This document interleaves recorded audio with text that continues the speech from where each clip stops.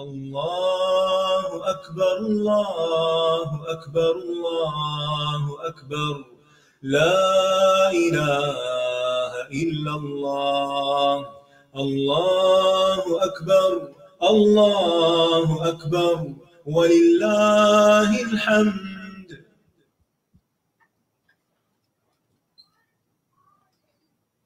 أعوذ بالله من الشيطان الرجيم. بسم الله الرحمن الرحيم. الحمد لله رب العالمين الرحمن الرحيم مالك يوم الدين. إياك نعبد وإياك نستعين. اهدنا الصراط المستقيم صراط الذين أنعمت عليهم غير المغضوب عليهم ولا الضالين.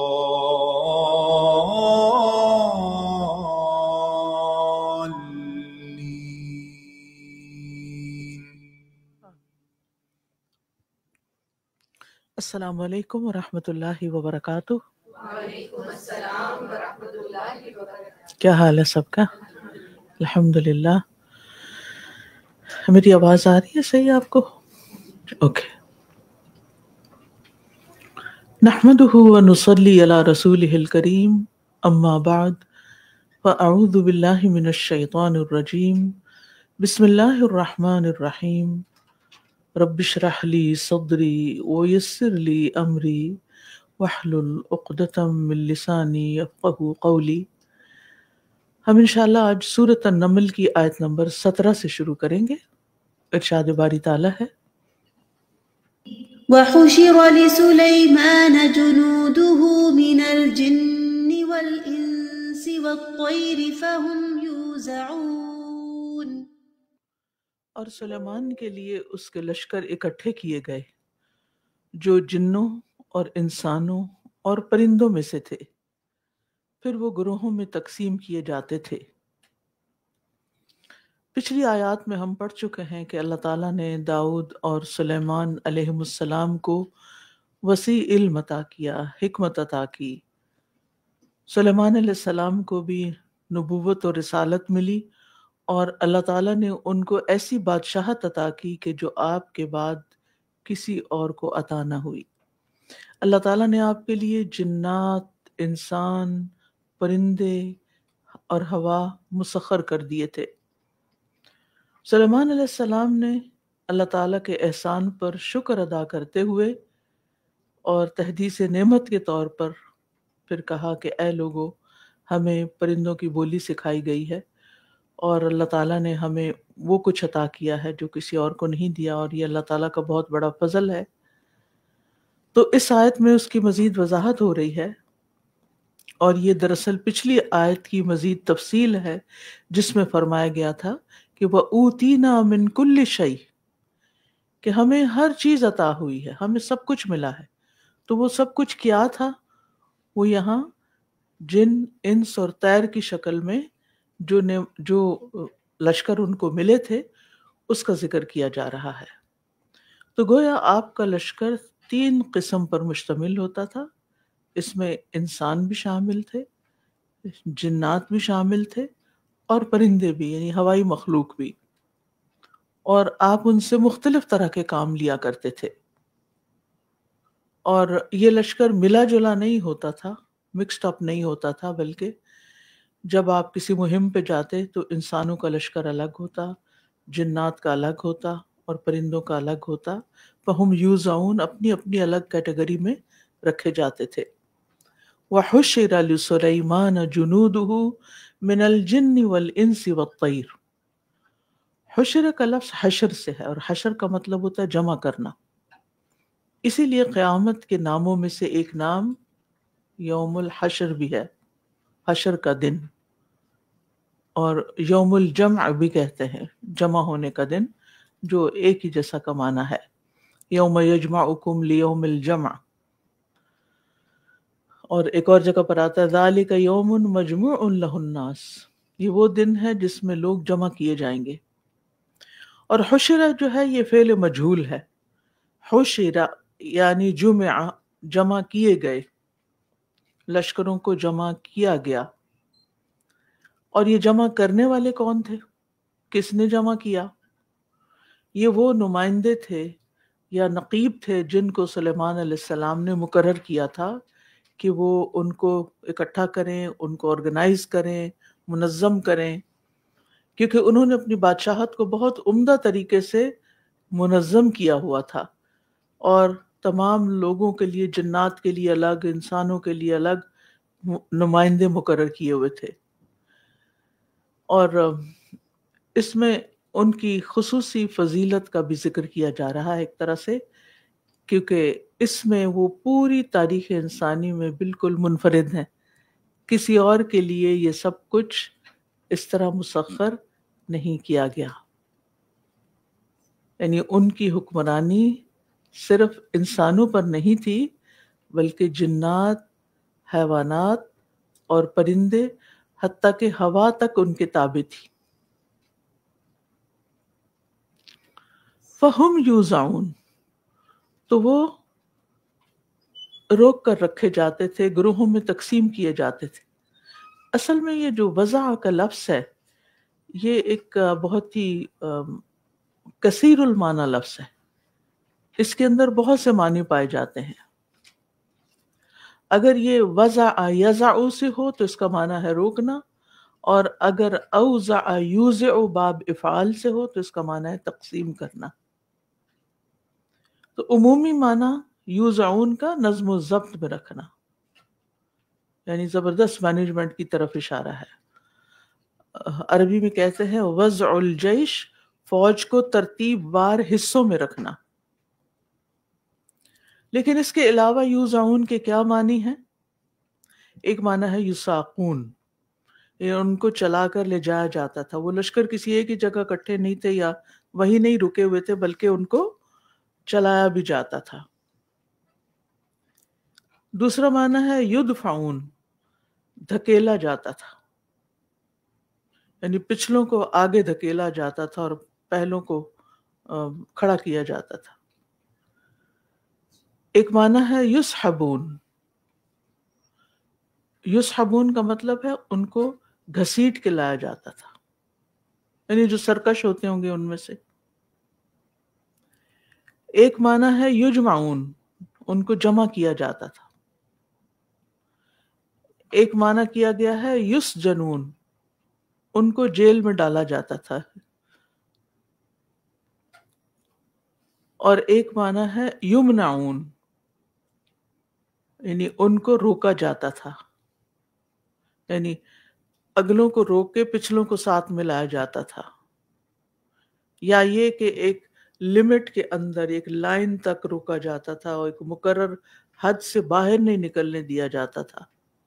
کیونکہ آپ دیکھیے کہ جب بہت سے لوگ کسی ایک جگہ اکٹھے ہو جائیں، اور ان کو آپ امیجن کریں نا کہ بہت سے جنات اور بہت سے انسان ایک لشکر کی صورت میں کہیں جمع ہیں، اور اگر ان کی کوئی حد مقرر نہیں اور وہ کہیں بھی یلغار شروع کر دے کسی کے اوپر بھی، تو یعنی ایک خطرناک کام ہے۔ تو انہیں حدود کے اندر رکھا جاتا تھا، کنٹرول میں رکھا جاتا تھا۔ اور اسی طرح یہ بھی کہا جاتا ہے کہ یہ لشکر اتنی بڑی بڑی تعداد میں تھے کہ راستے میں ان کو روک روک کر پھر منظم کیا جاتا تھا۔ جیسے آپ دیکھیں آج کل بھی جو فوج ہوتی ہے تو اس کو کس طرح منظم کیا جاتا ہے۔ جو فوجی پریڈ ہوتی ہے اس کے اندر تنظیم کی انتہا نظر آتی ہے، کس طرح وہ دستوں کی شکل میں کٹھے چلتے ہیں، ایک دم پاؤں اٹھتا ہے، ایک دم پاؤں رکھا جاتا ہے، ایک دم یعنی ان کی جو فارمیشن ہوتی ہے بہت ہم آہنگ ہوتی ہے۔ ان میں سے کوئی بھی بے ترتیب نہیں ہوتا، ادھر ادھر نہیں ہو سکتا، اور اس چیز کی انہیں بہت زیادہ تربیت دی جاتی ہے۔ تو آپ سوچئے کہ پھر سلیمان علیہ السلام کے لشکروں کی کیا شان ہوگی، ایک تو مختلف طرح کے لشکر، اور پھر خاص طور پر ذکر کیا گیا فَهُمْ یوزعون، کہ وہ ایک خاص ڈسپلن میں رکھے جاتے تھے، ایسے نہیں کہ بھیڑ تھی، اکٹھ تھا کوئی جسے جمع کر لیا گیا تھا۔ اگر یہ یوزعون کا لفظ نہ ہو اور صرف طیر تک بات ختم ہو جائے کہ وَحُشِرَ لِسُلَيْمَانَ جُنُودُهُ مِنَ الْجِنِّ وَالْإِنسِ وَالطَّيْرِ تو بات نہیں بنتی، لیکن فَهُمْ یوزعون سے پورا سین نظر آتا ہے۔ آپ دیکھ سکتے ہیں کہ وہ نہ صرف یہ کہ اکٹھے تھے بلکہ بہت منظم بھی تھے، بہترین نظم و ضبط تھا ان کے اندر، اور آپ جس کو چاہتے ہوں گے طلب کر لیتے ہوں گے، اور جس کو اور پھر یہ کہ ان کی باقاعدہ انسپیکشن بھی ہوتی تھی، اسی لیے تو ہدہد جب اپنی جگہ نظر نہیں آیا تو اس کو اسپاٹ کر لیا گیا، ورنہ ایک خالی ہدہد تو نہیں ہوگا، اس کی بھی ایک پوری فوج ہوگی۔ تو یہ اسی صورت میں ہو سکتا ہے کہ جب چیزیں آرگنائز ہوں، ورنہ تو نہیں پتہ چلتا کیا ہے اور کیا نہیں ہے۔ کچھ لوگ ہوتے ہیں جیسے خواتین ہوتی ہیں تو اپنے گھر کو بہت آرگنائز کر کے رکھتی ہیں، اپنی پینٹری کو بہت آرگنائز رکھتی ہیں، انہیں پتہ ہوتا ہے کہ دال یا چاول ختم ہونے والے ہیں یا کب تک کیا چیز لانے والی، اور جن گھروں کے اندر کوئی آرگنائزیشن نہیں ہوتی وہ پرانی چیزیں پڑی ہوتی ہیں اور نئی خرید کے لا کے رکھ دی جاتی ہیں، اور ایک یعنی ہیپیزرڈ زندگی گزرتی ہے۔ تو انسان کو اللہ نے عقل عطا کی ہے، اور یہ عقل ہی انسان کو منظم ہونا سکھاتی ہے، اور بہت سے لوگوں کے پاس بہت علم ہوتا ہے، بہت مال ہوتا ہے، لیکن جب وہ اپنی زندگی میں آرگنائز نہیں ہوتے تو وہ اپنی صلاحیتوں اور ریسورسز سے صحیح فائدہ نہیں اٹھا سکتے۔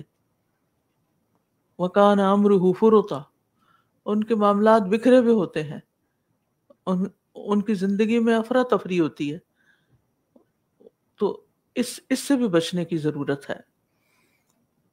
اور عمومی طور پر اس سے یہ پتہ چل رہا ہے کہ سلیمان علیہ السلام کی فوج بہت عظیم الشان فوج تھی، اور بہت کثیر تعداد میں بھی تھی، اور پھر آپ دیکھیے کہ یعنی کہ جنود تھے، لشکر تھے پورے۔ اور عبداللہ بن عباس کہتے ہیں کہ سلیمان بن داؤد علیہ السلام کے لیے 6 لاکھ کرسیوں کا ایک تخت بچھایا جاتا تھا، یعنی جب وہ تخت پہ بیٹھتے تھے تو ان کے آس پاس 6 لاکھ کرسیاں ہوتی تھی۔ پھر انسانوں میں سے بزرگ مرتبہ لوگ آتے اور وہ ان کے ساتھ والی کرسیوں پر بیٹھ جاتے، پھر جنات میں سے بزرگ آتے، بزرگ جن آتے اور بزرگ لوگوں کے ساتھ والی کرسیوں پہ بیٹھ جاتے۔ پھر آپ پرندوں کو حکم دیتے تو وہ سب ان پر سایہ فگن ہو جاتے، یعنی پرندے اوپر آ کر چھتری بنا لیتے۔ پھر آپ ہوا کو حکم دیتے تو وہ ان سب کو اٹھا کر لے جاتی۔ اس طرح وہ ایک صبح میں 1 ماہ کی مسافت طے کر لیتے۔ تو آپ سوچیں، سارے کے سارے ان سب کو لے کے اٹھا کے وہ ایک جگہ سے دوسری جگہ۔ اب آپ خود سوچئے کہ اگر وہ کسی بھی قوم یا ملک میں اتریں تو پھر وہاں کے لوگ کیا کر سکتے ہیں۔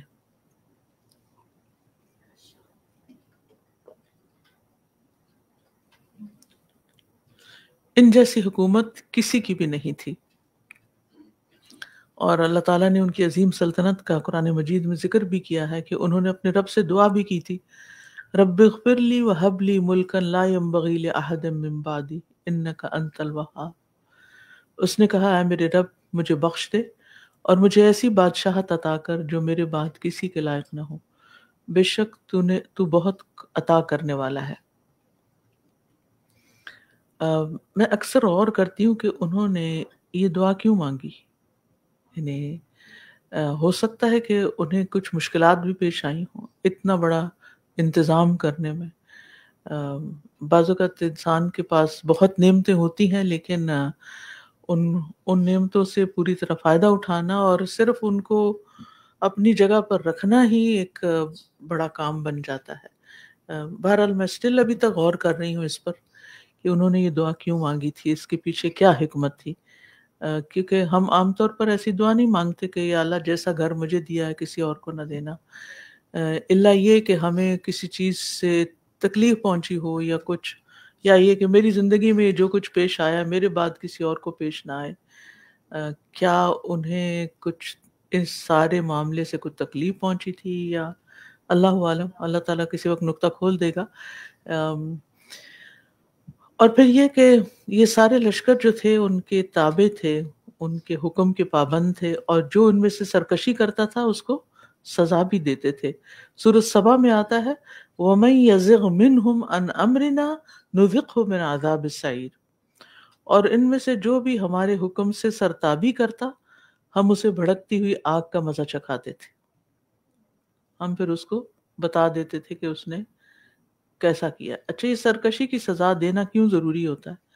کیونکہ اگر چند شریروں کو نہ پکڑا جائے تو وہ شر سب میں پھیل جاتا ہے، سارے کے سارا کنبہ پھر اسی کا شکار ہو جاتا ہے۔ اور ایک اور سورۃ صاد میں آتا ہے وَآخَرِينَ مُقَرَّنِينَ فِي الْأَصْفَادِ، اور کچھ دوسرے بھی جو بیڑیوں میں جکڑے ہوئے تھے، یعنی کچھ کو سزا مل جاتی اور کچھ کو جکڑ کے رکھا جاتا تھا، من الجن والانس والطیر۔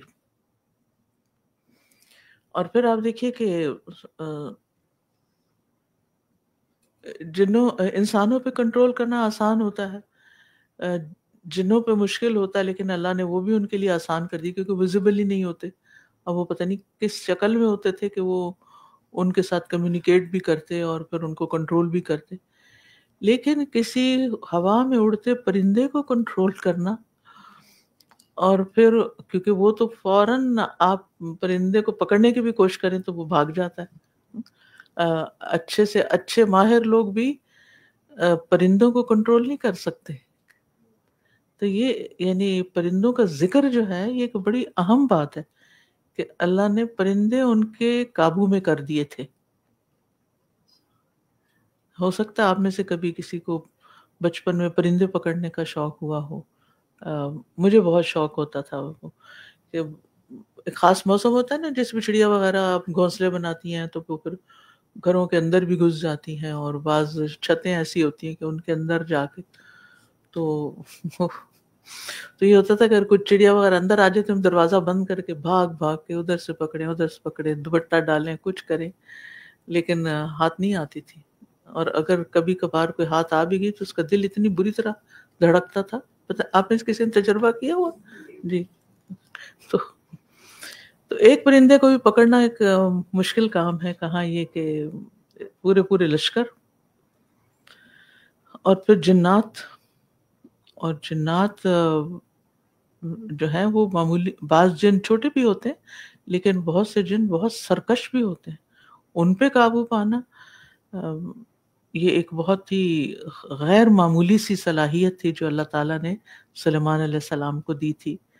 ابو ہریرہ رضی اللہ عنہ سے روایت ہے کہ نبی صلی اللہ علیہ وسلم نے فرمایا گزشتہ رات اچانک ایک سرکش جن مجھ سے ٹکرا گیا، یا ایسا ہی کوئی کلمہ فرمایا آپ نے، تاکہ میری نماز میں خلل انداز ہو، مگر اللہ نے مجھے اس پہ قابو دے دیا۔ میں نے چاہا کہ اسے مسجد میں کسی ستون سے باندھ دوں حتیٰ کہ صبح ہو جائے اور تم سب بھی اسے دیکھ سکو۔ پھر مجھے اپنے بھائی سلیمان کی وہ دعا یاد آ گئی جس میں انہوں نے عرض کیا تھا، اے میرے رب، مجھے ایسی سلطنت عطا فرما جو میرے علاوہ کسی اور کے لیے نہ ہو۔ پھر راوی کہتے ہیں کہ رسول اللہ صلی اللہ علیہ وسلم نے اس دعا کے یاد آنے کے بعد جن کو رسوا کر کے واپس بھیج دیا اور اس کو ستون کے ساتھ باندھا نہیں۔ سلیمان علیہ السلام کی سلطنت کی کچھ اور چیزیں بھی مختلف صورتوں میں بیان ہوئی ہیں، جیسے ہوا کا مسخر ہونا، فَسَخَّرْنَا لَهُ الرِّيحَ تَجْرِي بِأَمْرِهِ رُخَاءً حَيْثُ أَصَابَ، یہ سورۃ صاد میں آتا ہے، وَالشَّيَاطِينَ كُلَّ بَنَّاءٍ وَغَوَّاصٍ، اور ہم نے ہوا کو اس کے لیے مسخر کر دیا جو اس کے حکم سے نرمی کے ساتھ چلتی تھی۔ یعنی یہ بھی ساتھ خصوصیت بتا دی کہ وہ ہوا نرمی سے چلتی تھی، کیونکہ ہوا کی بھی تو مختلف قسمیں ہیں نا. ابھی آپ انتظار کیجئے کہ پتے اڑانے کے لیے جو تیز ہوائیں چلتی ہیں تو بعض اوقات برابر چلتی رہتی ہیں حتیٰ کہ سارے درخت خالی ہو جاتے ہیں. تو پھر یہ بھی اللہ تعالیٰ کا ایک انتظام ہے. لیکن وہ ہوا جو تھی نرمی سے چلتی تھی جہاں وہ پہنچنا چاہتا تھا، اور ہر طرح کے ماہر معمار اور غوطہ خور سرکش جنوں کو قابو کر دیا، تابع کر دیا. اس سے یہ بات پتہ چلتی ہے کہ جنوں میں بھی معمار ہوتے ہیں، ان کی بھی تعمیرات ہوتی ہیں. ماہر معمار اور جن غوطہ خوری بھی کر سکتے ہیں، یعنی سمندر کی تہہ میں اتر سکتے ہیں اور وہاں سے چیزیں لا سکتے ہیں. اور یہ سب سلیمان علیہ السلام کے لیے مسخر تھے. یعنی ان میں سے کچھ تعمیراتی کام کرتے تھے اور کچھ پانی کے نیچے غوطے لگاتے تھے تاکہ وہ چیزیں لے کر آئیں جو سلیمان علیہ السلام کو مطلوب ہیں. اور پھر وَآخَرِينَ مُقَرَّنِينَ فِي الْأَصْفَادِ، اور کچھ دوسرے تھے جو بیڑیوں میں اکٹھے جکڑے ہوئے تھے، یعنی ان کو اکٹھا کر کے جکڑ دیا گیا تھا، عبرت کا نشان بنا دیا گیا تھا. اور پھر یہ کہ اللہ سبحانہ وتعالیٰ کے حکم سے یہ سب کچھ ہو رہا تھا. وَمَن يَزِغْ مِنْهُمْ عَنْ أَمْرِنَا نُذِقْهُ مِنْ عَذَابِ السَّعِيرِ، اور ان میں سے جو بھی ہمارے حکم سے سرتابی کرتا ہم اسے بھڑکتی ہوئی آگ کا مزہ چکھاتے. یعنی اصل حکم تو اللہ ہی کا چل رہا تھا اور تسخیر سلیمان علیہ السلام کے لیے کی گئی تھی، اور پھر جو ان کی بات نہیں مانتا تھا اللہ تعالیٰ خود اس کو پکڑ لیتے تھے، یعنی سزا دیتے تھے. یعنی جنات کے معاملے میں اللہ تعالیٰ نے سلیمان علیہ السلام کو پورا اختیار دے رکھا تھا. اور سورۃ صاد میں یہ آتا ہے ھذا عطاؤنا فامنن او امسک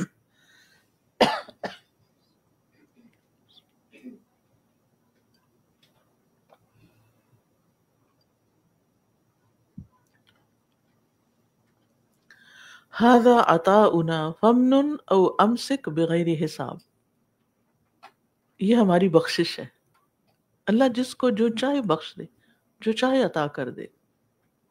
بس تم احسان کرو یا روک لو، یعنی اس کو دوسروں کے ساتھ شیئر کرو یا نہ کرو، اس کے بھی ہم نے تمہیں اجازت دی ہے بغیر کسی حساب کے. سبحان اللہ، جو نعمتیں ملتی ہیں ان کا حساب بھی ہوتا ہے، تو یہاں حساب بھی نہیں. وَإِنَّ لَهُ عِندَنَا لَزُلْفَىٰ وَحُسْنَ مَآبٍ، اور بے شک ہمارے پاس اس کے لیے یقیناً تقرب کا مقام اور بہترین ٹھکانہ ہے. اس سے بڑی نعمت کیا ہو سکتی ہے؟ دنیا میں بھی اللہ نے خوب دیا اور آخرت میں بھی تقرب کا مقام اور بہترین ٹھکانہ. عموماً کیا ہوتا ہے جب دنیا میں کسی کو بہت سی نعمتیں مل جاتی ہیں تو اس کا بڑا سخت امتحان ہو جاتا ہے کہ اب ان نعمتوں کو پا کے وہ کرتا کیا ہے. تو جو شکر گزار ہوتا ہے، اللہ تعالیٰ کا فرما بردار ہوتا ہے، تو اس کو نعمتیں نقصان نہیں دیتی. ان نعمتوں کے ذریعے وہ جو کام کرتا ہے اللہ کی رضا کے، مثلا اللہ نے مال دیا اور وہ اس مال کے ذریعے خیر کے بہت سے کام کرتا چلا جا رہا ہے، تو یہ ہر خیر اس کے لیے اللہ کے ہاں تقرب کا مقام بن جاتی ہے. تو اس ایک جو ہمارے ہاں عام کانسیپٹ ہے نا، کسی کے پاس اگر کوئی زیادہ مال ہو یا علم ہو یا نعمت ہو یا ڈگری ہو یا اچھا گھر ہو یا کوئی بھی اچھی گاڑی ہو یا کچھ، ہم سمجھتے ہیں کہ یہ کوئی دینداری نہیں. ایک عام کانسیپٹ ہے، یہ درست نہیں. سوال یہ پیدا ہوتا ہے کہ کوئی بھی جو نعمت آپ کو ملی ہے اس کو پا کر آپ کے دل کا حال کیا ہے، اور پھر آپ اس کو کس کام میں استعمال کر رہے ہیں. کیا ان نعمتوں کو پا کر آپ اللہ کو یاد رکھتے ہیں یا بھول جاتے ہیں؟ ان نعمتوں کے ذریعے اللہ کی فرما برداری کے کام کرتے ہیں یا نافرمانی کے کام کرتے ہیں؟ ان نعمتوں کو دین کی ترقی میں استعمال کرتے ہیں یا صرف ذاتی عیش و عشرت کے لیے استعمال کرتے ہیں؟ تو کسی بھی چیز کے اندر بذات خود خیر شر نہیں ڈپینڈ، یہ اس پر انحصار ہوتا ہے اس بات کا کہ وہ آپ کے لیے خیر ہے یا نہیں، چاہے اولاد ہو یا مال ہو یا کچھ بھی، کہ آپ اسے استعمال کیسے کریں. آپ کے پاس کوئی عہدہ ہے، آپ کے پاس کوئی اختیارات ہیں، تو آپ ان کو استعمال کیسے کر رہے ہیں؟ کہاں استعمال کر رہے ہیں؟ صرف اپنی دھاک بٹھانے کے لیے، صرف اپنی بڑائی جتانے کے لیے، یا خلق خدا کی خدمت کے لیے، دوسروں کو فائدہ پہنچانے کے لیے؟ تو وہ کیا خوبیاں تھیں ان کے لیے، ان کے اندر، کہ اللہ نے ان کو اتنا نوازا اور اس کے ساتھ فرمایا وَإِنَّ لَهُ عِندَنَا لَزُلْفَىٰ وَحُسْنَ مَآبٍ۔ یہ بہت معنی رکھتے یہ بات کہ انسان ھذا عطاؤنا فامنن او امسک بغیر حساب، یہ نعمتیں ہیں، جیسے چاہو استعمال کرو، لیکن آخرت میں بھی بہت کچھ ہے۔ بہرحال رسول اللہ صلی اللہ علیہ وسلم نے فرمایا جب سلیمان بن داؤد بیت المقدس کی تعمیر سے فارغ ہوئے تو انہوں نے اللہ سے 3 چیزیں مانگی۔ نمبر 1، ایسا فیصلہ جو اللہ کے فیصلے کے موافق ہو، یعنی چونکہ اللہ نے ان کو حکومت دی تھی، ان کو دن رات فیصلے کرنے پڑتے تھے، تو ایسے فیصلے کروں جو اللہ کے فیصلے کے موافق ہو، ایسی بادشاہت جو ان کے بعد کسی کے لیے لائق نہ ہو، اور تیسرا یہ کہ کوئی شخص اپنے گھر سے اس گھر یعنی مسجد اقصی میں نماز کے ارادے سے نہ نکلے مگر وہ اپنے گناہوں سے اس طرح پاک ہو کر لوٹے جیسے اس کی ماں نے اسے آج ہی جنا ہو، یعنی اپنی مسجد کے لیے بھی دعا کی۔ نبی صلی اللہ علیہ وسلم نے فرمایا پہلی 2 چیزیں تو انہیں عطا کر دی گئیں، اور میں امید کرتا ہوں کہ تیسری بھی عطا کر دی گئی ہوگی۔ کیا ہم نے لوگوں کی خیرخواہی کے لیے اس دعا سے آپ اندازہ لگا سکتے ہیں۔ ایک تو یہ کہ وہ اللہ کی رضا کے کتنے متلاشی تھے کہ ایسے فیصلے کروں جو اللہ کے فیصلے کے مطابق ہو، اللہ کی مرضی کے ہوں، کس قدر آنیسٹی ہے اور کتنا احساس ذمہ داری ہے اس میں۔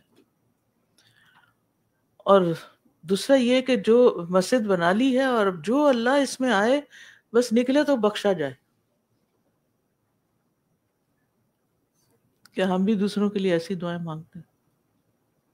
حضرت نوح علیہ السلام نے مانگی تھی ربنا اغفر لی ولوالدی وللمؤمنین ولمن دخل بیتی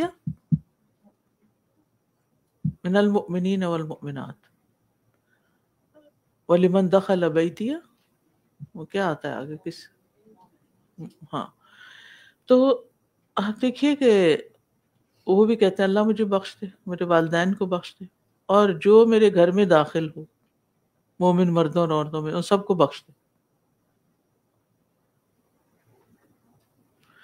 ہمیں بھی اپنے ساتھیوں کے لیے، اپنے دوستوں کے لیے، اپنے استادوں کے لیے، اپنے شاگردوں کے لیے ایسی ہی دعا مانگنی چاہیے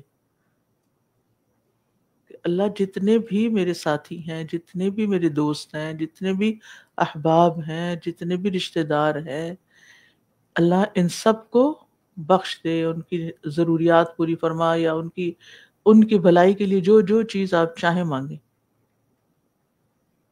تو ایسا بندہ اللہ کو کیوں نہیں پیارا ہوگا جو مخلوق کی اتنی خیرخواہی دل میں رکھتا ہو، کہ جو اپنے لیے مانگتا ہو وہ ان کے لیے بھی مانگتا ہو، جو اپنے لیے پسند کرتا ہو وہ ان کے لیے بھی پسند کرتا ہو۔ تو بہرحال اس آیت سے جو باتیں پتہ چلتی ہیں ان میں سے ایک تو یہ ہے کہ لشکروں کو جمع کرنا، ان کی تربیت کرنا، یہ بادشاہوں کے فرائض میں سے ہے، تاکہ وہ دیکھیں کہ کہاں کمی ہے یا کہاں کس چیز کا خیال کرنا ہے۔ یعنی عمومی طور پر اگر اس مسئلے کو لیں تو یہ کہ اگر آپ 4 لوگوں پر بھی ذمہ دار بنائے گئے نا، 4 بچے ہیں آپ کے اور آپ ان پہ ماں ذمہ دار ہیں، تو کیا ہونا چاہیے؟ ان 4 کی ضروریات اور تربیت کا خیال، کہاں کمی ہے، کس چیز کی کمی ہے، کس کو کیا سکھانے کی ضرورت ہے، کہاں کیا ہونا چاہیے، یہ بے حد ضروری ہے۔ اگر آپ ایک استاد ہیں تو آپ کے دل میں ہر شاگرد کی خیرخواہی ہونی چاہیے، ان کے حالات آپ کو معلوم ہونے چاہیے، ان میں دلچسپی ہونی چاہیے۔ اسی طرح باقی چیزیں بھی کہیں پر آپ جاب کر رہے ہیں، وہاں پر آپ کے انڈر بہت سے لوگ کام کرتے ہیں، تو وہ کیسا کام کر رہے ہیں یا نہیں کر رہے، کہاں کمی ہے، کس کو کس ٹریننگ کی ضرورت ہے، کس کو کس قسم کی ہیلپ کی ضرورت ہے. تو یہ ذمہ داری کے ساتھ ہی پیکج آتا ہے اور اس کو نبھانا چاہیے. یہ نہیں ہونا چاہیے کہ بس ٹھیک ہے میں تو اپنے دفتر میں بیٹھ کے تو بس سگنیچر کروں گا اور بس میرا کام ختم، لوگ رہیں جس حال میں. اور پھر یہ ہے کہ آرگنائزیشن ہمارے دین کا ایک حصہ ہے، اور چیزوں کو احسن طریقے سے کرنا، جیسے کل بھی ہم نے پڑھا تھا نا پرسوں، وہ اجملوا فی طلب کسی چیز کو حاصل کرنے میں خوبصورتی اختیار کرو. اسی طرح ان اللہ کتب الاحسان فی کل شیء، ہر چیز میں اللہ نے احسان کو رکھا ہے. تو احسان کے درجے پہ کام کرنا، سستی سے نکلنا، غفلت سے نکلنا، لاپرواہی سے نکلنا، اور اپنی ذمہ داریوں کو احسن طریقے سے ادا کرنا. نہیں ادا کرنی آتی تو مزید سیکھنا، ایک اچھے انسان بن کے زندگی بسر کرنا، تاکہ جب ہم مرنے کے بعد اللہ کے پاس جائیں تو ہمارا اچھا سا استقبال ہو.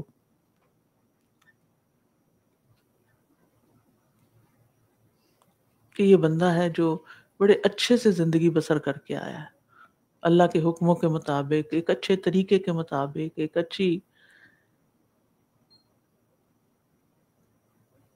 اسی لیے حسن اخلاق جو ہے وہ میزان میں سب سے بھاری نیکی ہے، اسی وجہ سے نا.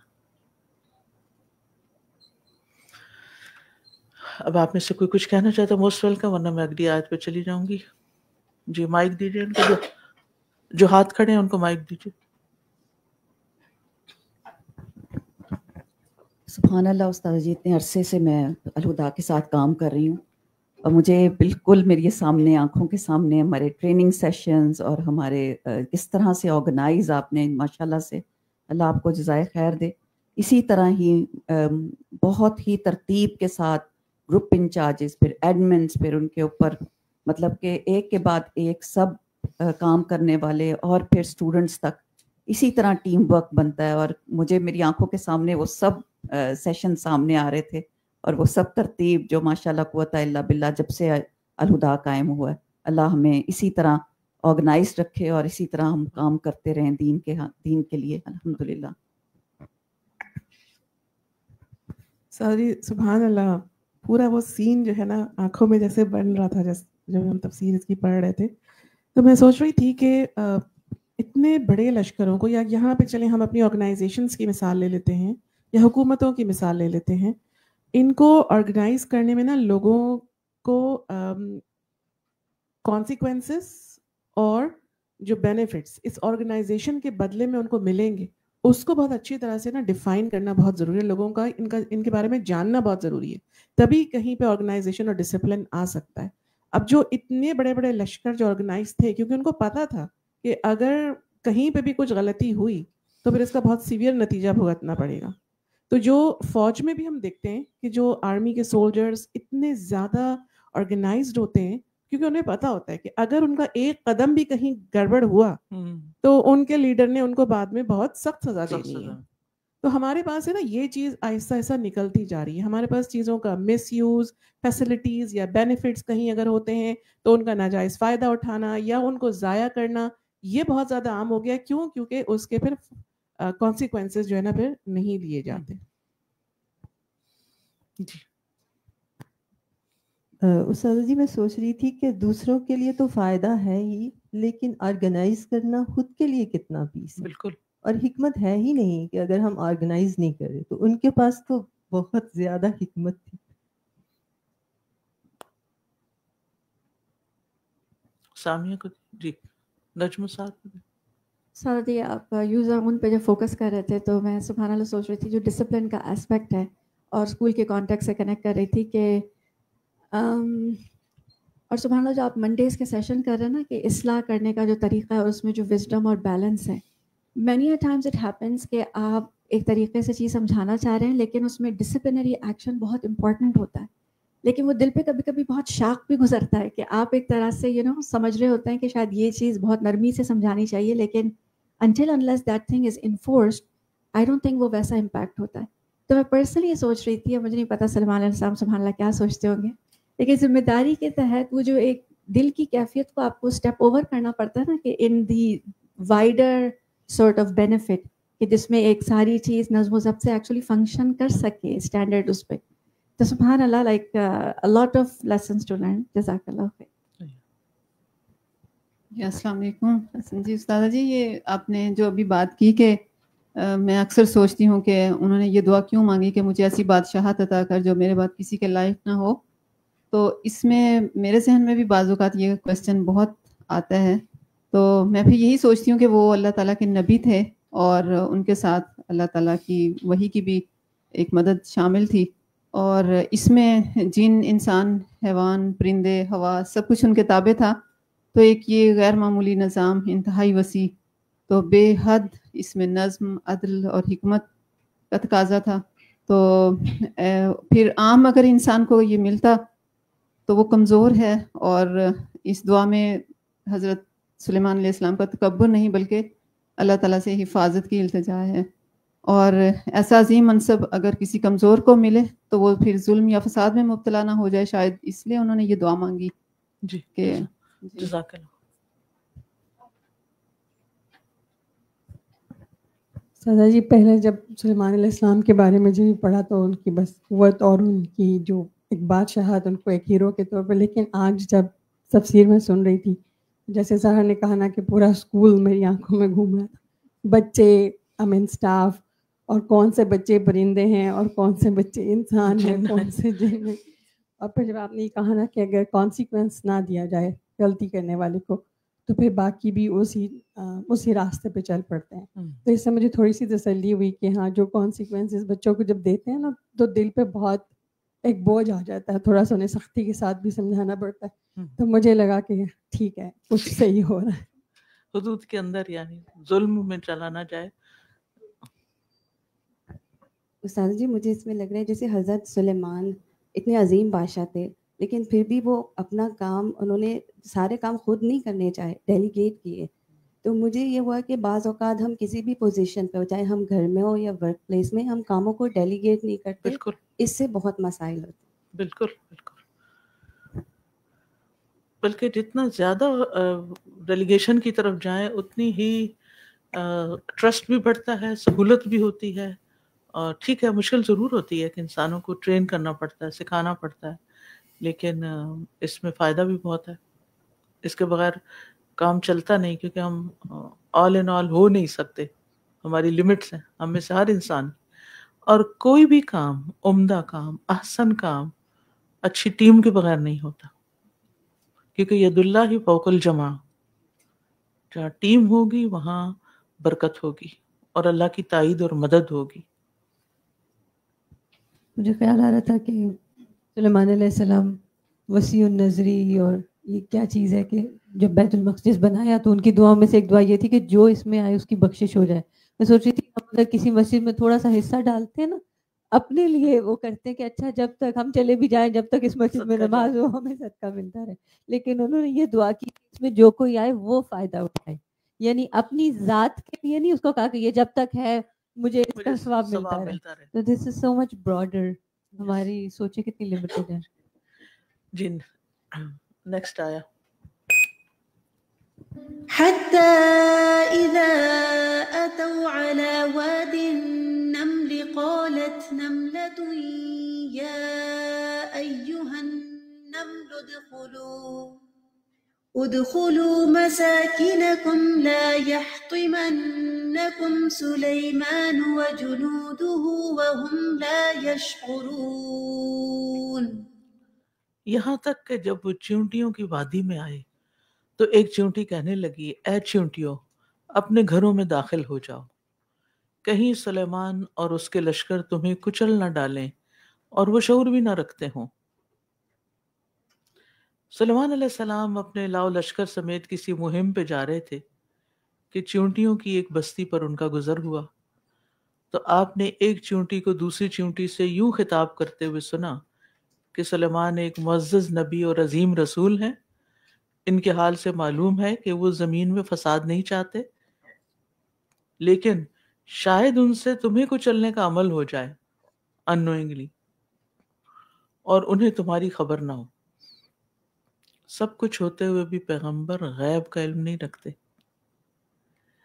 اس لیے جلدی سے اپنے بلوں میں پناہ لے لو اور اپنے سوراخوں میں چھپ جاؤ تاکہ تمہیں کوئی ناگوار واقعہ پیش نہ آئے. تو حتی اذا اتوا علی واد النمل، یہاں تک کہ جب وہ چیونٹیوں کی وادی پر آئے. واد النمل کے دو معنی کیے جا سکتے ہیں. ایک تو یہ کہ وہ ایک مخصوص جگہ تھی جس کو واد النمل کہا جاتا تھا، جیسے مختلف جگہوں کے نام وادیوں کے نام سے پڑ جاتے ہیں. وادی سبا مکہ کے قریب ایک مشہور جگہ ہے. یا اس سے مراد یہ ہے کہ وہ ایسی جگہ سے گزرے جہاں چیونٹیاں رہتی تھی، یعنی چیونٹیوں کی بستی تھی وہاں. جیسے بہت سے جگہوں پر آپ نے دیکھا ہوگا کہ اگر آپ تھوڑا سا سرچ کریں تو کچھ جگہوں پر چیونٹیوں کی بہت بڑی بڑی بستیاں، جیسے ٹیلے اور پہاڑوں جیسے، وہ سارے انہوں نے اندر اپنے قلعے بنائے ہوئے ہیں. تو بات یہ ہے کہ جس وادی سے وہ گزرے وہ ایسی تھی کہ جس میں چیونٹیوں کی بستیاں تھیں، یعنی جس سے وہ گزرے نہیں، جس سے وہ گزرنے والے تھے. تو اب آپ دیکھیے کہ وہ لشکر چلا آ رہا ہوگا، اس کی دھمک ہوگی یا کچھ، جس کی وجہ سے ایک چیونٹی کو پہلے سے ہی پتہ چل گیا. قالت نملۃ، نملہ نے کہا، کہتے ہیں کہ یہ ان کی ملکہ تھی. یا ایھا النمل، اے چیونٹیوں. عام طور پر چیونٹی ایک چھوٹی سی بے آواز جانور کے طور پہ پہچانی جاتی ہے، کہ اس کی آواز ہم نے تو کبھی نہیں سنی، اور اس کی چال بھی بہت دھیمی ہوتی ہے. اسی لیے حدیث میں آتا ہے نا، میری امت میں شرک کالی چیونٹی کے سیاہ پتھر پر اندھیری رات میں رینگنے سے بھی زیادہ پوشیدہ. اتنا چھپا ہوا خفی شرک میری امت میں آ جائے گا. ابھی تو امت میں بڑے بڑے شرک بھی ہیں جو بڑے صاف نظر آتے ہیں، لیکن ہم لوگ جو بے فکر رہتے ہیں نا کہ نہیں ہمارے اندر تو کوئی شرک نہیں. ہمیں بھی فکر کرنی چاہیے کہ کہیں ہم انجانے میں اپنی باتوں میں یا اپنی سوچوں میں کوئی ایسی چیز تو نہیں کرتے. تو بہرحال عام انسانوں کو چیونٹی کی کوئی آواز سنائی نہیں دیتی. چیونٹی اللہ تعالیٰ کی مخلوق میں سے ایک بڑی ہی عجیب مخلوق ہے، ایک شاندار مخلوق ہے. چیونٹیوں کو اللہ نے اجتماعیت کا شعور بخشا ہے. ان کے اندر زبردست ٹیم ورک ہے. ان کی باقاعدہ ایک ملکہ ہوتی ہے جس کے احکام کے تحت وہ زندگی بسر کرتی ہیں. وہ اس کی بات سنتی بھی ہیں، اور پھر ان کے جو گھر بنے ہوئے ہوتے ہیں ان کے اندر دہلیزیں اور راستے اور ان کے کمرے اور ان کے سٹور جس میں فوڈ سٹور کرتی ہیں. اور حیران کن، یعنی عقل دنگ رہ جاتی ہے کہ اتنا چھوٹا سا جانور اتنی عقل رکھتا ہے اور اتنی سمجھ رکھتا ہے، اس کا دماغ ہے کہاں کہ جس سے وہ یہ سارے پلان کر رہا ہے اور کام کر رہا ہے. تو پورا ایک آرکیٹیکچر ہے، پوری ایک تعمیراتی نظام ہے، اور اس میں مختلف چیونٹیوں کی مختلف ڈیوٹیاں بھی ہوتی ہیں. کچھ پہرے کا کام کرتی ہیں، کچھ لڑاکی ہوتی ہیں، کچھ خوراک جمع کرنے کا کام کرتی ہیں، کچھ صفائی کرنے والی ہوتی ہیں. ہر طرح کے ان کے مجموعے ہیں. ان پہ پوری پوری کتابیں لکھی گئی ہیں چیونٹیوں کے، آپ ان کو پڑھ سکتے ہیں یا گوگل پہ سرچ کر سکتے ہیں. اور کہتے ہیں کہ حشرات جو ہیں، کیڑے مکوڑے، ان میں سب سے زیادہ معاشرت پسند جو ہے وہ چیونٹی ہے، یعنی منظم زندگی بسر کرتی ہے. اور ان کا نظم و ضبط جو ہے وہ انسانوں کے نظم و ضبط کے قریب قریب ہے. یہ اپنے بچوں کی بھی دیکھ بھال کرتی ہیں، اپنی بستیوں کی حفاظت بھی کرتی ہیں، خوراک کو سنبھالتی ہیں، اور بعض اوقات یہ جنگی امور بھی انجام دیتی ہیں. ان میں آپس کی جو کمیونیکیشن کا نظام ہے وہ بھی بہت زبردست ہے. اب آپ خود سوچیں کہ اتنی بڑی بستی ہو جس میں ایک ملکہ، ایک چونٹی ایک حکم جاری کر رہی ہے اور وہ سب تک پہنچ رہا ہے، حیرت انگیز سسٹم ہے نا. اور پھر آپ دیکھیے کہ ان کے اندر جو تقسیم کار ہے اور اس تقسیم کار پہ راضی ہونا اور اس کے مطابق محنت کرنا اور اپنی ڈیوٹی کو اون کرنا اور اس کے مطابق پھر اپنے حصے کا کام کرنا. اور ان کے اندر وہ جو انسانوں کے اندر طبقاتی نظام ہوتا ہے کہ یہ فلاں درجے کے ہیں اور یہ تھرڈ ورلڈ ہے اور یہ فلاں ہے اور فلاں، ایسی چیزیں نہیں پائی جاتی. تو بہرحال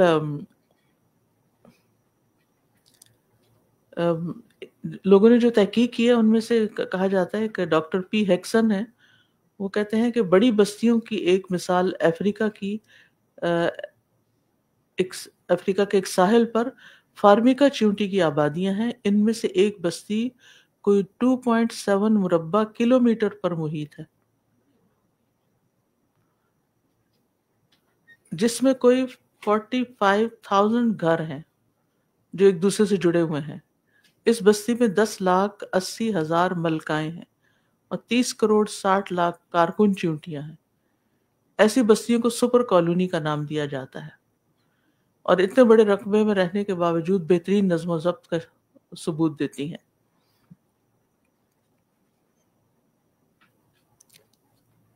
اور پھر چیونٹیوں کی کچھ ذاتیں بھی بتائی جاتی ہیں. کچھ سپاہی ہوتی ہیں، کچھ کارکن ہوتی ہیں، کچھ ملکہ ہوتی ہیں. اور پھر یہ ہے کہ ان کی یعنی کہ ان کی جو سردار ہوتی ہے وہ ملکہ ہوتی ہے، فیمیل ہوتی ہے. اور ان کی جو کالونی ہوتی ہے وہ بھی بہت منظم ہوتی ہے، آپس میں بات چیت کا نظام بہت زبردست ہے. اور پھر اس کے اوپر بھی بہت سی ریسرچز ہوئی ہیں کہ کس طرح وہ ایک دوسرے سے رابطہ کرتی ہیں، اس کا بھی طریقہ کار ڈیٹیل میں ملتا ہے. اور پھر خوراک کیسے اکٹھی کرتی ہیں اور خوراک کو لے جا کے توڑ کے رکھتی ہیں تاکہ اس کو گھن نہ لگ جائے. اور جیسے دھنیے کو 4 حصوں میں تقسیم کر دیتی ہیں، کاٹ کے رکھتی ہیں. الذی اعطی کل شیء خلقہ ثم ھدی. اور بھی بہت سی انٹرسٹنگ باتیں آپ پڑھ سکتے ہیں آپ کا شوق ہو تو. تو کہنے کا مطلب یہ ہے کہ چیونٹی نے اپنی تمام چیونٹیوں کو مخاطب کر کے کہا کہ ادخلوا مساکنکم لا یحطمنکم سلیمان وجنودہ وہم لا یشعرون. اپنے گھروں میں داخل ہو جاؤ. یہ چیونٹی نے اپنی ہم جنس چیونٹیوں کو پکارا اور کہا اے چیونٹیوں اپنے بلوں میں داخل ہو جا. اور پھر منع کیا، یعنی پہلے حکم دیا بلوں میں جاؤ، پھر بتایا کہ کہیں سلیمان کے لشکر تمہیں کچل نہ دیں، اور پھر عذر پیش کیا کہ شاید انہیں خبر بھی نہ ہو. یعنی کتنی سمجھدار چیونٹی ہے کہ اس کے بات میں کتنی ترتیب ہے کہ پہلے بتایا کہ یہ نہیں کہا کہ دیکھو دیکھو جو سلمان کا لشکر آ رہا ہے، دیکھو کیا ہونے والا ہے، ایسا نہ ہو جائے ویسا نہ ہو جائے. نہیں، سب سے پہلے کہا کہ اپنا بچاؤ کرو، پھر یہ کہ کیوں کرو، اور پھر یہ کہ جو آنے والا ہے اس کو نہیں پتا کہ تم یہاں رہتی ہو. تو اس چیونٹی نے آپ دیکھیے کہ کس طرح ایک طرح سے 5 حقوق ادا کیے. اللہ کا حق، اس کے رسول کا حق، سلیمان علیہ السلام کا حق کہ ان کو عذر دیا، اپنا حق، اپنے قوم کا حق، اور وہ جو لشکر آ رہے تھے ان کا حق. تو چیونٹیوں کی جو خیر خواہی ہے یہ یعنی ایک مثال ہے اس کی کہ اچھے لیڈر کی کیا کوالٹی ہوتی کہ وہ صرف اپنی جان نہیں بچاتا، وہ اپنی ساری قوم کے لیے فکر مند ہوتا ہے. جو بھی اس کے ماتحت ہوتے ہیں ان میں سے ایک ایک کی فکر کرتا ہے. اور ابو حیان البحر المحیط میں کہتے ہیں کہ چیونٹی کا یہ قول بلاغت کے 11 پہلوؤں پر مشتمل ہے. پہلا پہلو ندا یا، دوسرا پہلو کنایا ایو، تیسرا پہلو ہا تنبیہ کے لیے ایو ہا، چوتھا پہلو تعمیم، یا ایھا النمل، ساری چیونٹیوں، تعمیم عموم۔ پانچواں پہلو امر، ادخلو۔ چھٹا پہلو تخصیص، مساکنکم۔ ساتواں پہلو تحذیر، لا یحطمنکم، یعنی خبردار کیا۔ آٹھواں پہلو نام لینا سلیمان کا، یعنی اس نے باقاعدہ نام لیا سلیمان علیہ السلام۔ نواں پہلو خاص پر عام کا عطف، وجنودہ، یعنی سلیمان علیہ السلام خاص ہے اور واو کے بعد جنود عام ہے۔ 10واں پہلو ضمیر، وہم۔ 11واں پہلو عذر، لا یشعرون، یعنی اس نے پکارا، عمومیت اختیار کی، تخصیص کی، اشارہ کیا، عذر پیش کیا، اور یہ سب کچھ گنتی کے چند کلمات ہیں۔ تو غور فکر کرنے والے قرآن میں کیسے کیسے ایک ایک چیز کو اپنے مقام پہ رکھ دیتے ہیں۔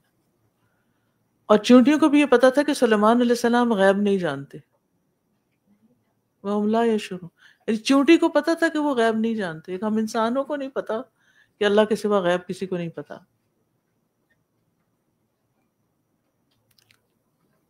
اچھا، یہاں یہ بات بھی یاد رہے کہ یہ سلیمان علیہ السلام کا ایک معجزہ بھی تھا کہ ان کو اللہ نے یہ زبان، یعنی چونٹیوں کی جو بات تھی وہ سنوا بھی دی، اور انہوں نے سمجھ بھی لی، اور پھر وہ مسکرا بھی دیے۔ اور تو کچھ لوگ جو ہیں وہ معجزات کے منکر ہوتے ہیں، تو پھر وہ چیزوں کی بہت غلط تعویل کرتے ہیں۔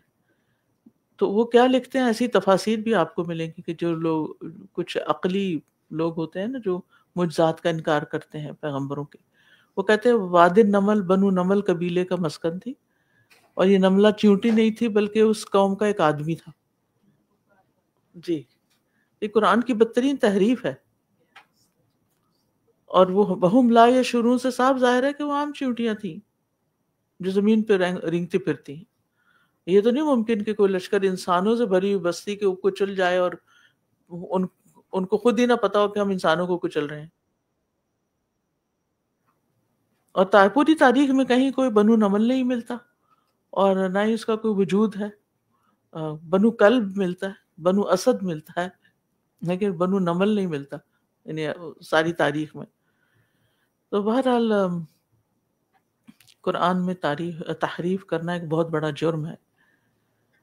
تو اس آیت سے یہ پتہ چلتا ہے کہ چیونٹیوں کی بھی اپنی ایک زبان ہوتی ہے جس سے وہ آپس میں بات چیت کرتی ہیں، اور سلیمان علیہ السلام کی زبان معلوم تھی۔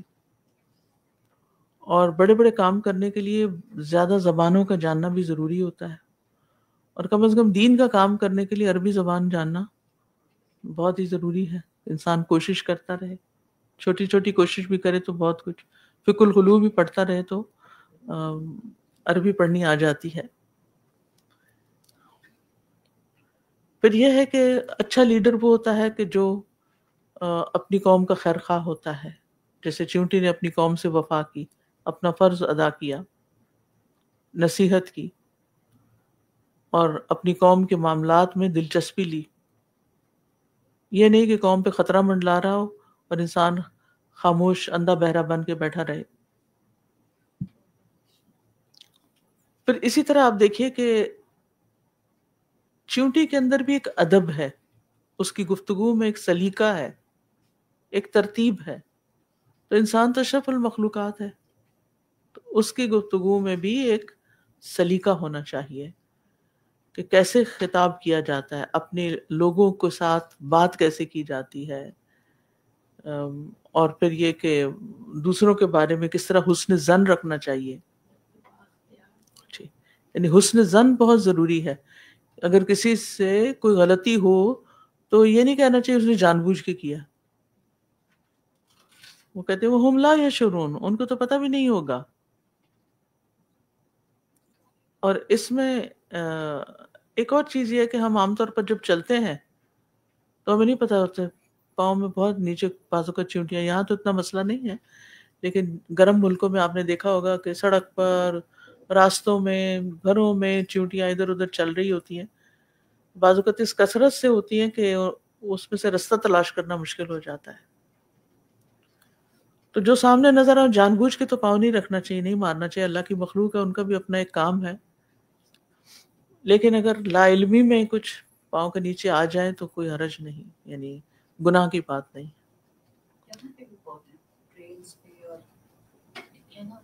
جی آپ میں سے کوئی کچھ کہنا چاہتا ہے؟ جی پیچھے سے دیجیے مائک ان کو. آن لائن میں نے میرے پاس لنک نہیں تھا، میں نے 2-3 لنک ٹرائی کیے ہیں، وہ کسی اور روم میں چلی جاتی تھی اور مجھے نکال دیتے تھے وہاں سے، تو اس لیے پھر میں نے توبہ کر لی. جی استاذہ جی مجھے ایک واقعہ یاد آ رہا تھا جب آپ یہ بیان فرما رہی تھیں. ایک سب سے پہلی بات تو شعور کی کروں گی کہ چیونٹی کو بھی شعور ہے، اور پھر ادھر سے ہدہد کو بھی شعور ہے کہ پیغمبر سلیمان علیہ السلام کچھ بھی نہیں جانتے غیب کا. تو یہاں پہ بڑے ہی افسوس کے ساتھ کہ انسان کا شعور کہیں ہاتھ دکھانے میں لگا ہوا ہے، اپنی غیب کی خبریں معلوم کرتا ہے ہاتھ کی لکیروں سے، اور کبھی فال نکلوا کے اور کبھی کسی اور ذریعے سے. بہرحال ایک اور چیونٹی کا واقعہ ابھی پچھلے دنوں فیس بک پہ دیکھا، ویڈیو بنی ہوئی ہے. تو اس میں ایک شخص نے خوراک ڈالی ہے تھوڑی سی چیونٹیوں کے لیے، تو ایک چیونٹی آتی ہے وہ کھاتی ہے اور بھاگ کے فوراً اپنے قبیلے کی طرف جاتی ہے، تھوڑے سے فاصلے پر ہی بہت ساری چیونٹیاں، تو ان کو بتاتی ہے ایسے ان کے اندر پھر رہی ہے، یعنی اس کی مووی جو بن رہی ہے نا، تو ان کو اس کے پیچھے پیچھے کافی زیادہ چیونٹیاں ہو جاتی ہیں، کیو میں آنا شروع ہوتی ہیں. تو ادھر سے وہ شخص جس نے خوراک ڈالی ہوتی ہے وہ فوراً سے وہاں سے اٹھا لیتا ہے اور وہاں سے زمین بالکل صاف کر دیتا ہے. تو اب اس کے پیچھے ایک پورا لشکر ہے چیونٹیوں کا، اور وہ آگے آگے ہے ان کو گائیڈ کرتے ہوئے. تو جب وہ اس اسپاٹ پر پہنچتے ہیں تو وہاں پہ وہ سارا خالی ہوتا ہے، تو سب چیونٹیاں جو ہیں اس کے ارد گرد بھاگنا شروع ہو جاتی ہیں. وہ اپنے آپ کو بچانا چاہتی ہے لیکن کچھ تھوڑی دیر بعد ساری چیونٹیاں اس کو مار دیتی ہیں. تو اس میں غلط خبر پہنچائی. جی اس میں اتنا یعنی سوچ یہ آ رہی تھی کہ دیکھو انہیں بھی پتا ہے کہ سچ اور جھوٹ اور اس کا نقصان، اور اس کی جان لے لی، تو کس قدر شعور والی بات ہے. سبحان اللہ. جی السلام علیکم ورحمۃ اللہ وبرکاتہ. استاذہ جی اللہ سبحانہ و تعالیٰ پہ اتنا پیار آ رہا تھا کہ اوپر تو اللہ سبحانہ و تعالیٰ دنیا کے سب سے بڑے لشکر حضرت سلیمان کے لشکر کی بات کرتے ہیں کہ کیسے وہ ڈسپلن تھا، اور نیچے سب سے چھوٹی چیز چونٹی کے لشکر، درمیان میں پھر ہم رہ گئے. ہمیں سلیمان علیہ السلام کے لشکروں سے بھی سیکھنا چاہیے اور چیونٹی کے لشکروں سے بھی سیکھنا چاہیے. جی السلام علیکم استاد. وعلیکم السلام. کچھ عرصہ پہلے مجھے ڈاکیومنٹری دیکھنے کا اتفاق ہوا اسی چونٹیوں کے اوپر. ڈیوڈ ایٹنبرو بہت اچھی BBC کی بناتے ہیں. میری ہابی یہی ہے کہ بیٹھ کے میں ڈاکیومنٹری دیکھوں، پھر اس کو قرآن سے میں ریلیٹ کروں.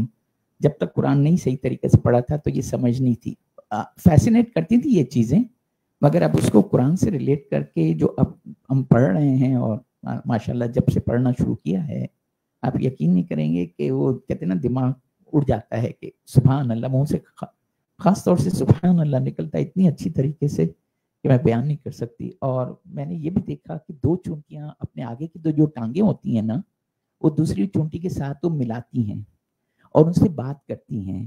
انہوں نے اتنی قریب سے دکھایا تھا کہ واز فیسنیٹنگ. میں بہت فیسنیٹ ہوئی اس چیز سے نا. اور یہی نہیں، پھر انہوں نے یہ جو دیمک ہوتی ہے نا، دیمک کے انہوں نے ٹیلے دکھائے تھے افریقہ میں.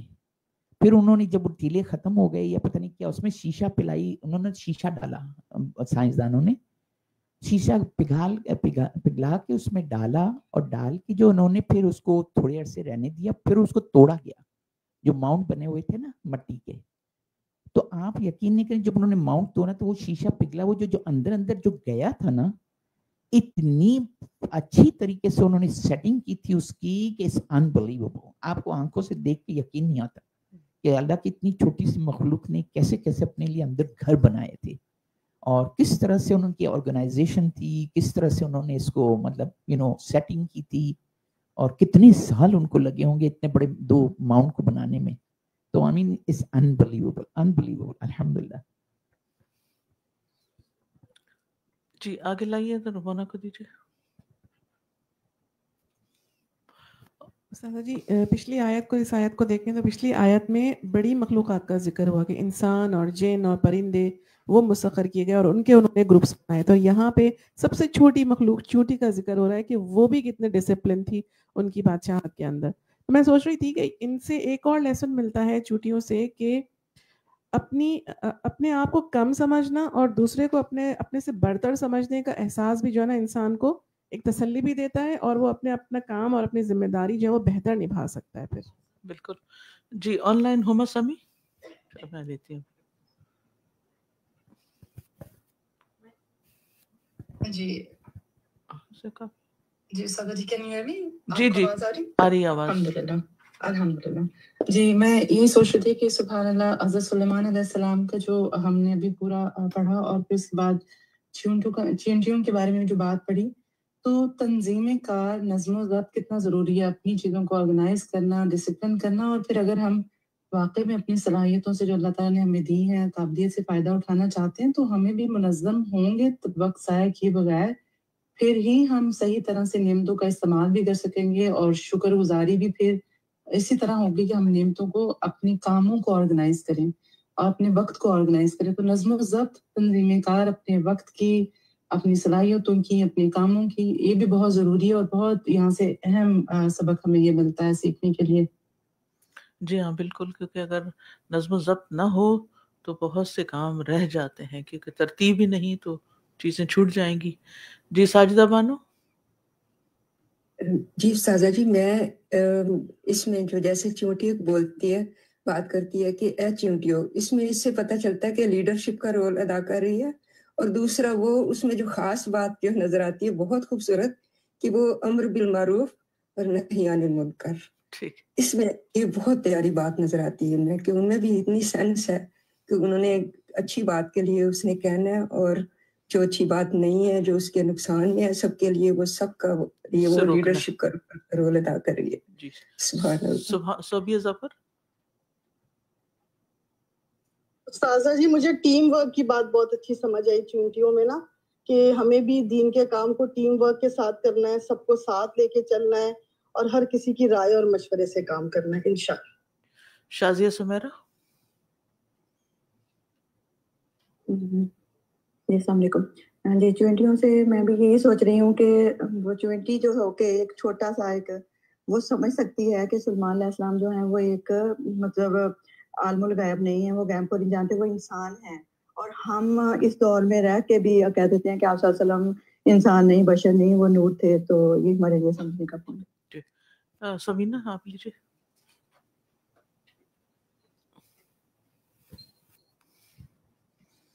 استاد جی میں سلیمان علیہ السلام کے بارے میں سوچ رہی تھی کہ وہ اتنے بڑے بادشاہ، اتنے سارے لشکر اور اتنی ساری ان کے پاس جو ہے وہ فوجیں تھیں، لیکن ان کا خیر تھا کہ جو چونٹیوں تک پہنچا. انہوں نے ان کے بارے میں یہ گمان کیا کہ ان کو پتہ نہیں ہوگا.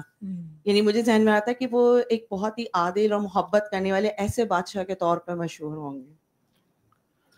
اوکے جزاک. پیچھے ان کا ہاتھ کھڑا ہے، ان کو دیجیے. ساتھ جی میں نے یہاں پہ یہ دیکھا ہے کہ یہ یہاں پہ ہے قالت نملتن، یعنی اس کا مطلب ہے کہ یہ جو چونٹی تھی یہ مادہ تھی، تو اس سے یہ بات بھی پتہ چلتی ہے کہ جو فیمیل ہیں وہ بھی بہترین لیڈر ہو سکتی ہے. ہر فیمیل گھر کی لیڈر ہے. یہ تو پوری کمیونٹی کی لیڈر تھی نا یہ جو جی یہاں پہ ہاں فیمیل. ربۃ البیت.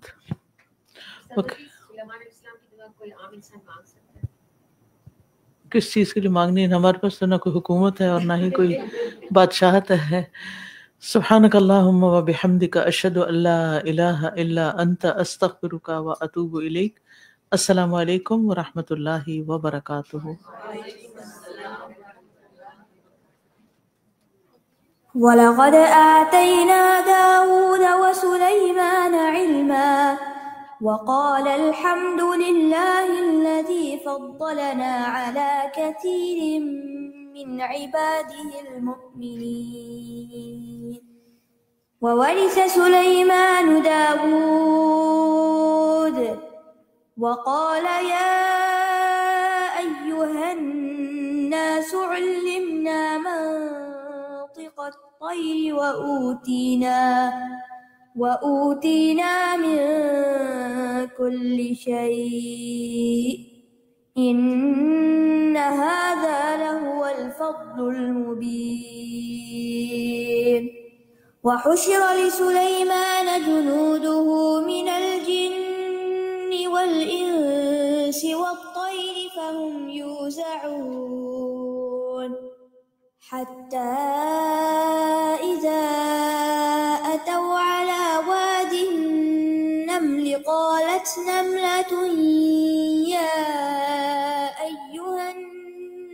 ادخلوا مساكنكم لا يحطمنكم سليمان وجنوده وهم لا يشعرون. السلام علیکم ورحمۃ اللہ وبرکاتہ.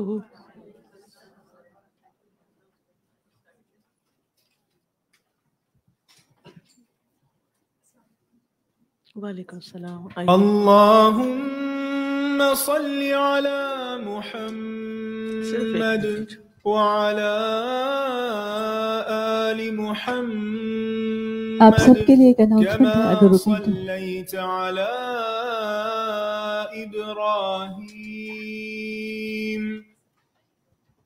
السلام علیکم ورحمۃ اللہ. الحمدللہ ہم لفظ لفظ قرآن پڑھ رہے ہیں، تفسیر سن رہے ہیں، سمجھ رہے ہیں، دلوں کو گرما رہے ہیں. آپ کا دل چاہتا ہوگا کہ آپ کے گھروں کے ینگ بیٹے بھی شاید کچھ قرآن سے کنیکشن حاصل کریں. تو الحمدللہ 4 weekends only آج سے شروع ہوا ہے دا قرآن گارڈن. برادر ہشام الہادی اس کو پڑھا رہے ہیں، انلاکنگ قرآنک گرامر.